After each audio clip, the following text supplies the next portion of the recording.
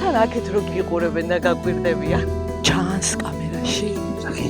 აი წინარიან. სამუხის ველზე ქურციკების მე-12 თაობას ელოდებიან. მდედრებისთვის და ახალდაბადებული ლიკლიკებისთვის ახლა მშვიდი და უსაფრთხო განემოა საჭირო. სწორედ ამიტომ სამუხის ველზე გადაადგილება 1 ივლისამდე ნაწილობრივ შეიზღუდა. ქურციკებისთვის ყველაზე კრიტიკულად მნიშვნელოვანი პერიოდია გამრავლების პერიოდი, რომელიც იწყება აპრილში და ივნისის ჩათვლით გრძელდება. ამ დროს მდედრი ინდივიდები უკვე დიდი მუცლებით მათ უჭირთ გადაადგილება, შესაბამისად ეძებენ უკვე მყუდრო და უსაფრთხო ადგილებს ლიკლიკების გასაჩენად. შესაბამისად, პირველ პერიოდში, როდესაც ლიკლიკები გაჩნდებიან, ანუ ახალშობილი ქურციკები, ისინი ძალიან უმწეო მდგომარეობაში არიან, მათი ერთადერთი თავდაცვის საშუალება პირველ დღეებში არის მხოლოდ ბალახებში დამალვა და შესაბამისად გადაადგილების შემთხვევაში საკმაოდ მაღალია მათი დაზიანების რისკი. 1 ივლისამდე სამუხის ველზე მხოლოდ ერთი ტურისტული ბილიკია ღია, საიდანაც ქურციკებზე დაკვირვება შეგიძლიათ. თუმცა გარკვეული წესები აქაც უნდა დაიცვათ. აკრძალულია ავტომობილით ველზე გადასვლა, მანქანით ან დრონით ქურციკების დადევნება. ანუ ზოგადად დრონით დევნა ქურციკების აკრძალული არის, იმიტომ რომ დიდ სტრესს ქმნის და ცვლის მათ ბუნებრივ ქცევას და დრონით გადაღება დასაშვებია მხოლოდ შორი მანძილიდან, რადგანაც ქურციკი არ წუხდება. ყველა სეზონზე ქურციკს აქვს თავისი უსაფრთხო დისტანცია, რომელიც სეზონურად იცვლება. ეხლა რადგან მათთვის ძალიან კრიტიკულად მნიშვნელოვანი პერიოდი არის, აქედან გამომდინარე ისინი ცდილობენ რომ შორიდანვე გაეცალონ პოტენციურ საფრთხეს. აქედან გამომდინარე მიახლოება არც რეკომენდირებულია და თვითონ ქურციკის არ გაძლევს ამის საშუალებას. ბიჭო, რამდენი არიან? გაგიჟდები, ჩვენ წინ არიან ზუსტად. ესე იგი, ეხლა მოვუახლოვდით ქურციკები, სადაც არიან და ძალიან ნელა უნდა მივიდეთ. რო არ დაგვინახონ, არ დაფრთხნენ და არ გაიქცნენ. ჯანან ხო კამერაში? კი, კარგად.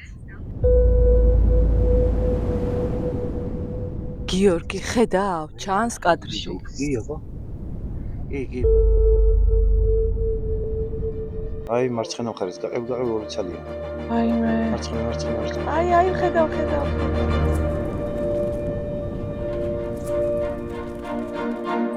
თამი აბა, ნახეთ მიყურებს. აიმე, რა საყვარლები არიან.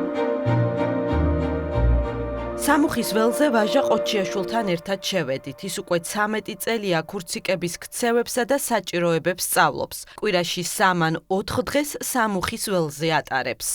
ქურციკების მონიტორინგი უკვე ჩემი ცხოვრების წესად ჩამოყალიბდა. ქურციკების ჯგუფს, როდესაც ვნახულობთ, ვიღებთ კოორდინატს.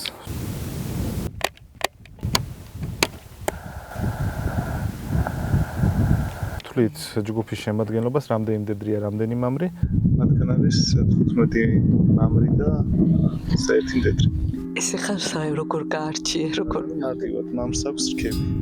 მდედრს არა. მათი ცხოვრების სტილი სეზონურად აბსოლუტურად განსხვავებულია ერთმანეთისგან. მაგალითად, გამრავლების წინ ეს დიდი ჯგუფები იშლება ერთეული ინდივიდება და ისინი ცალ-ცალკე მშობიარობენ და უკვე შემოდგომიდან იწყება მათი დიდ ჯგუფებად შეკრება და უკვე განსხვავებული სიტუაცია უკვე სამუხის ველზე უკვე შემოდგომით შეიძლება დიდი ჯგუფების ნახვა, როდესაც იწყება მათი შეწყვილების პროცესი. ქურციკების ისტორია საქართველოში ძველი წელთაღრიცხვიდან იწყება. ისტორიულად ისინი საქართველოს სამხრეთ-აღმოსავლეთით ბინადრობდნენ და მე-19 საუკუნის ბოლოს თბილისამდეც კი ჩამოდიოდნენ. თუმცა ადამიანის სამეურნეო საქმიანობის გაფართოების, უკონტროლო ნადირობისა და ბრაკონიერობის შედეგად გადაშენდნენ და გასული საუკუნის 70-იანი წლებიდან აღარ გვხვდებიან. საქართველოში 90-იან წლებში იყო რამოდენიმე მცდელობა ქურციკის პოპულაციის აღდგენის, თუმცა წარუმატებლად დასრულდა. 2013 წელს დაიწყო ეს პროექტი. შემდეგ უკვე აზერბაიჯანში მიღებული გამოცდილების საფუძველზე მოხდა საქართველო-აზერბაიჯანის ტრანსაზრო ტერიტორიაზე ბუნების დაცვის მსოფლიო ფონდის ინიციატივით პირველი ჯგუფების შემოყვანა. პირველი ჯგუფი იყო 10 ინდივიდი. პოპულაციამ უკვე შემოყვანილი და მეორე წელსვე დაიწყო დამოუკიდებელი რეპროდუქცია, რომელიც დღემდე წარმატებით მიმდინარეობს. ეხლა ველოდებით უკვე ქურციკების მე-12 თაობას, რომელიც საქართველოში უნდა დაიბადოს და მათი რაოდენობა 500 ინდივიდს აღემატება. ქურციკი ლამაზი და სწრაფი ცხოველია, მისთვის მტაცებლისგან თავდაცვის მთავარი საშუალება გაქცევაა. ამიტომ გაშლილი მინდორი სჭირდება, რომ საფრთხე დროულად შეამჩნიოს და თავი დააღწიოს.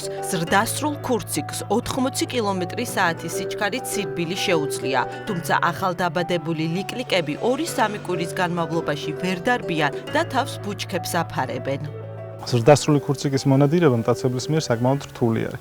თუმცა არის შემთხვევები, როდესაც პოულობთ მგლის მიერ ან ფოცხვერის მიერ დაზიანებულ შეჭმულ ინდივიდებს.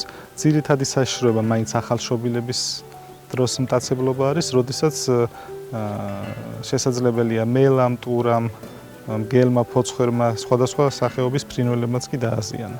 ტერიტორიაზე გვხვდება საგუბარი, სამუხის ველი 13,000 ჰექტარზე მეტია და გვეუბნებიან, რომ აქ ასეთი 6 საგუბარია მოწყობილი.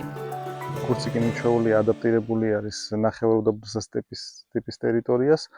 ხშირად ისინი ნამიდან იღებენ წყლის რესურსს, თუმცა ზაფხულში 3-4 თვის განმავლობაში საერთოდ წვიმა არ მოდის ამ ტერიტორიაზე. აქედან გამომდინარე, ეს იწვევს სასმელი წყლის დეფიციტს, რომელიც გასულ წლებში იწვევდა ქურციკების მიგრაციას, რაც რისკის შემცველია მტაცებლობის საფრთხიდან გამომდინარე. სწორედ ამ ბევრი ფაქტორიდან გამომდინარე, გადაწყდა, რომ მოწყობილი იყო მათთვის ხელოვნური საგუბარი. სამუხის ველი ვაშლოვანის დაცული ტერიტორიების შემადგენელი ნაწილია. ქურციკების გარდა აქ ნახავთ ალესილებს, ზღვიურ ნიჟარებს და ხეებს, რომლისგანაც საკმეველი მზადდება. რადგან ვაშლოვანის დაცული ტერიტორიები აზერბაიჯანის საზღვართან მდებარეობს, ამიტომ სპეციალური საშვი დაგჭირდებათ.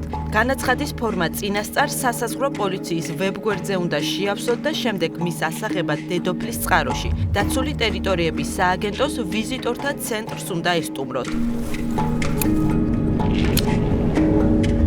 მისტიკური ხედების ნახვა და საინტერესო ისტორიების მოსმენა თუ გსურთ, დროა ვაშლოვანისკენ აიღოთ გეზი. გირჩევთ ამ ტერიტორიას ზაფხულამდე ესტუმროთ, რადგან შემდეგ აქ ტემპერატურა 45 გრადუსამდე იმატებს და გზაზე კუსნაცვლად გიურზა შეგხვდებათ.